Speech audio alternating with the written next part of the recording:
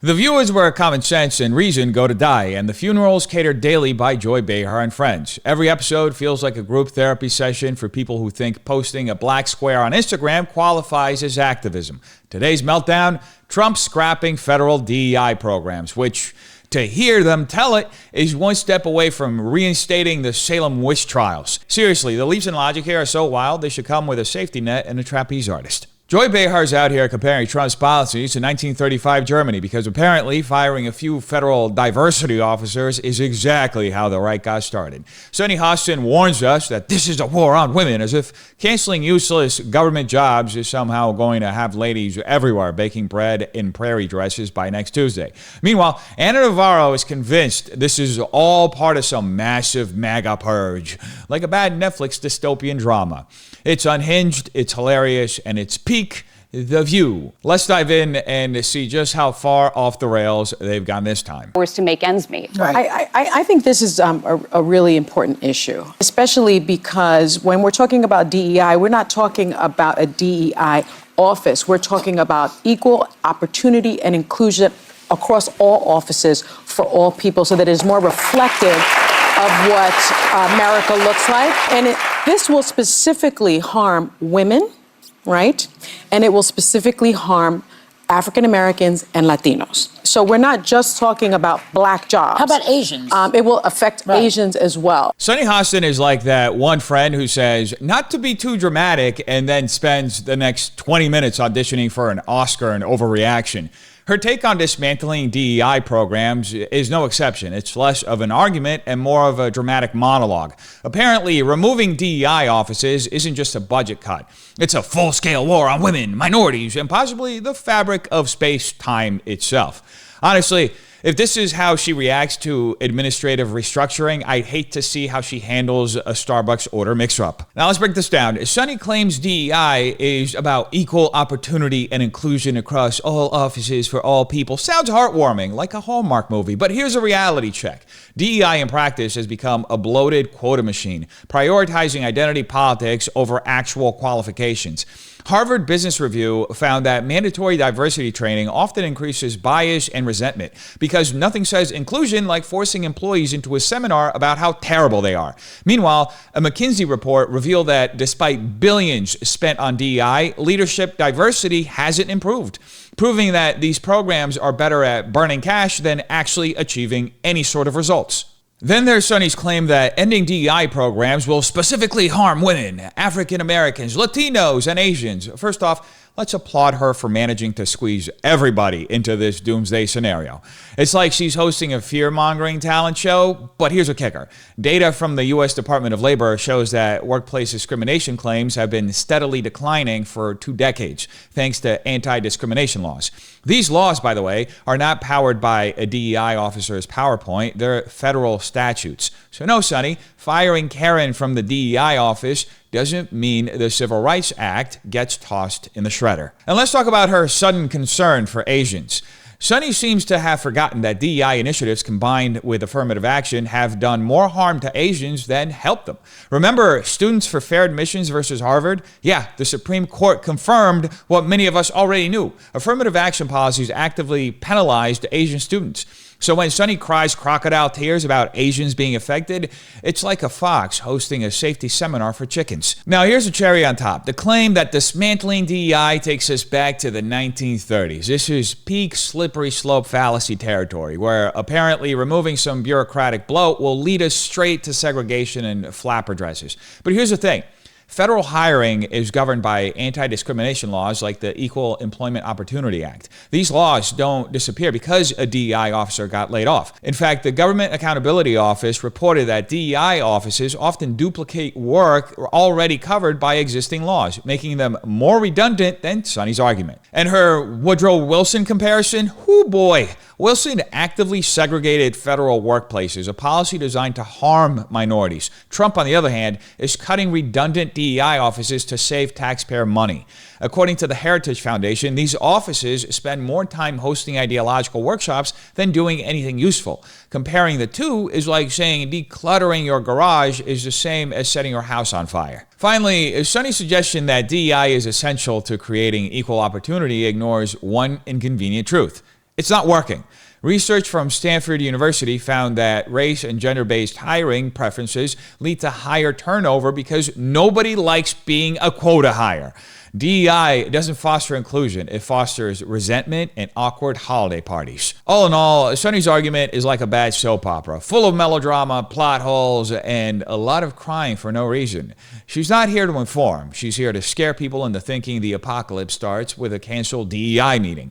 When you look at the data, her claims collapse faster than a house of cards in a windstorm. If this is the intellectual powerhouse of The View, maybe they should rename the show The Spew. So I think this is really counter to his campaign promises to protect black jobs, because in the federal government, overwhelmingly, black professionals work there. We're talking about over 16%, more than the black population. And so I think what we're facing here is sort of a second nadir, because Woodrow Wilson, back in the day, did the same thing. He resegregated the federal government, leading to a plunge in income for not only black workers, but also for women. And so what we're seeing is an attack, not on necessarily DEI or wokeness. We're seeing an attack on the very fabric of our company, which is opportunity for all, including women. And women, what Whoopi has said often, women were really they gained the most advantages from affirmative action. And so this is a war on women. I think it's a war on people of color.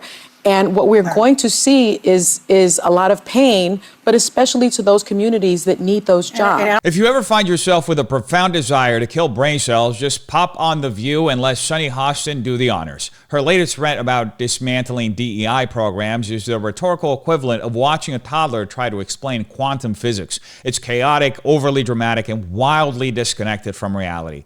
It's as if she's competing in the Olympics of bad takes and just landed the gold medal in logical gymnastics. Sunny starts by claiming that cutting DEI programs is really counter to Trump's campaign promises to protect black jobs, because 16% of federal employees are black, a figure higher than their percentage in the population. But here's the kicker. The federal government's diverse workforce has thrived for decades, largely thanks to anti-discrimination laws that predate DEI officers. According to the Office of Personnel Management, federal hiring policies are already designed to ensure diversity and inclusion without requiring redundant DEI bureaucracies. And while Sunny paints these programs as essential, studies like one from the Center for Equal Opportunity have shown that DEI often prioritizes appearances over substance, creating more noise than impact. Federal jobs aren't propped up by DEI. They're upheld by policies rooted in fairness and merit. Then she pulls out the history card, calling this a second nadir. Apparently, firing DEI consultants is just like resegregating the federal government. That's right, folks. Cutting ineffective programs is now being equated with one of the most openly racist administrations in U.S. history. For context, Woodrow Wilson resegregated federal workplaces, reducing opportunities for black workers and solidifying systemic racism in government hiring. Trump's move, by contrast, is a straightforward budget cut, targeting inefficiency. According to a Brookings Institute analysis, DEI programs often fail to address systemic inequities, focusing instead on superficial initiatives that generate more division than progress. Comparing the two isn't just historically inaccurate, it's downright ridiculous and dishonest.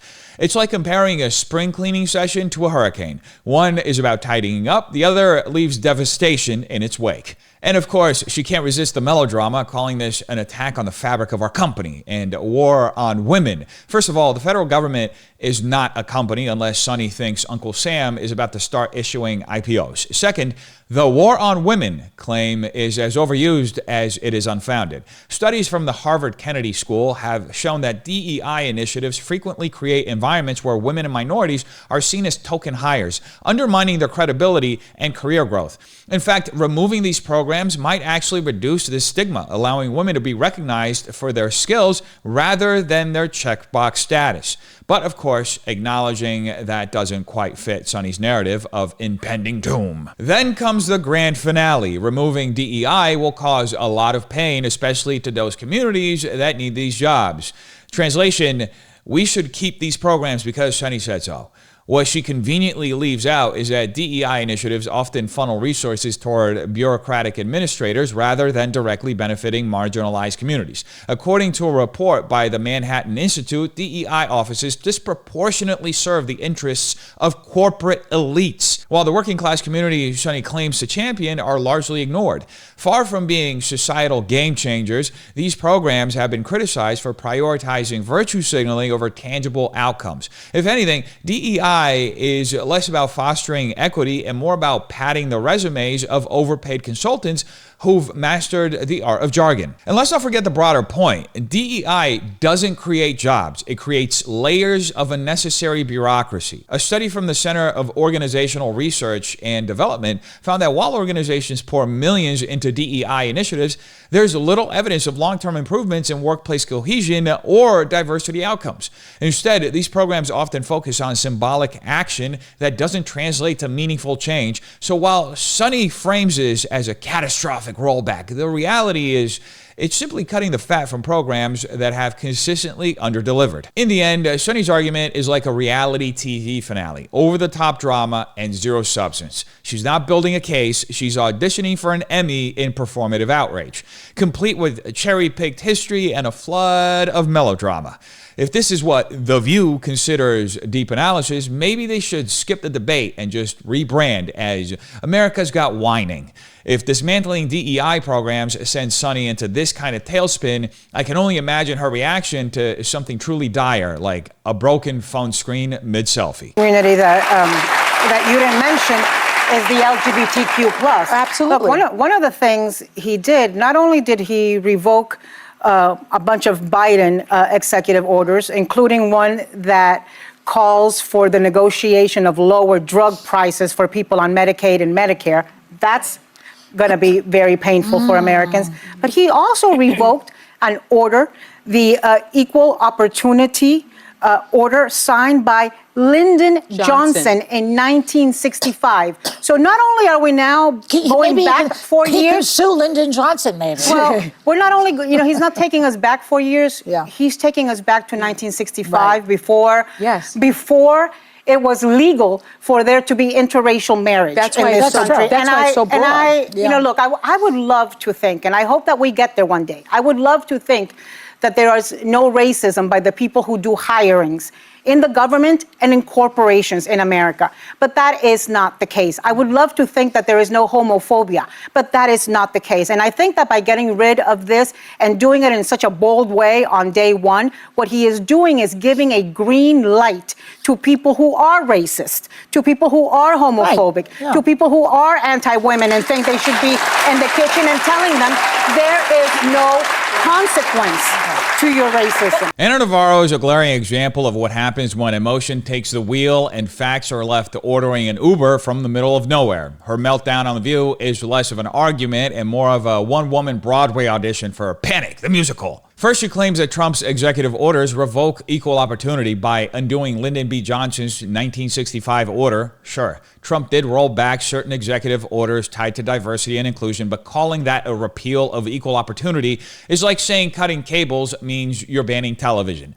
Trump's actions specifically targeted DEI initiatives and federal training programs that were ideologically heavy-handed, not the foundational protections of equal opportunity enshrined in laws like Title VII of the Civil Rights Act. Those laws, by the way, are like the Wi-Fi of workplace protections. They keep running just fine even if you unplug the DEI router.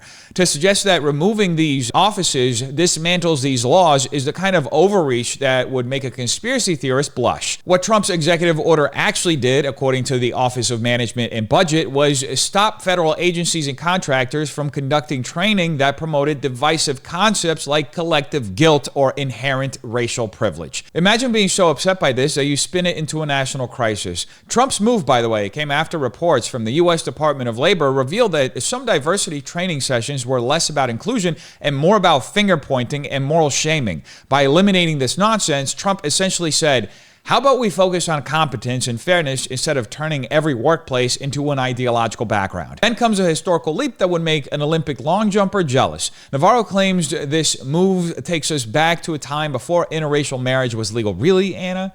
That's where you're going? Interracial marriage was legalized in 1965 by the Loving v. Virginia decision, which has as much to do with DEI offices as it does with toaster ovens.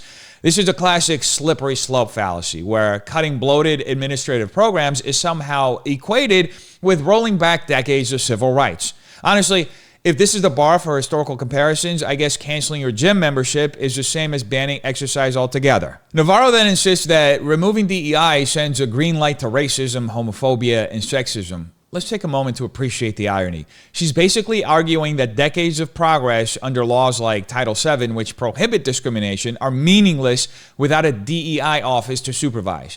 It's like claiming cars wouldn't work without someone in the passenger seat yelling, "Stop!" at red lights.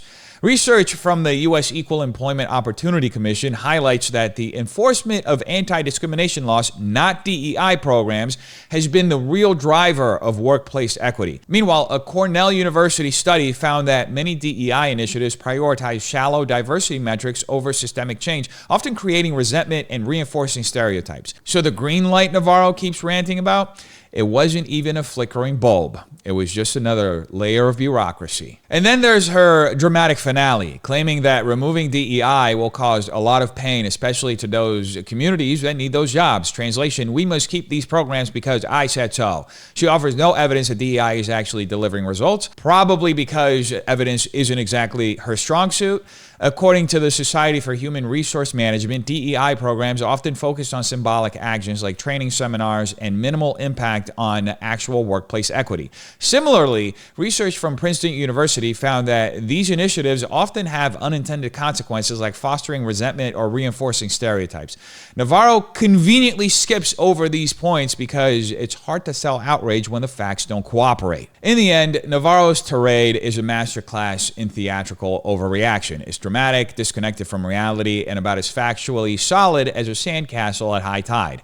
If this is what passes for intellectual rigor on The View, it's no wonder the show is less about meaningful discussion and more about emotional theatrics. Anna, if cutting DEI offices feels like the end of civilization, I'd love to see your reaction to an actual crisis, like running out of oat milk during your morning latte run. They are going through a purge department by department.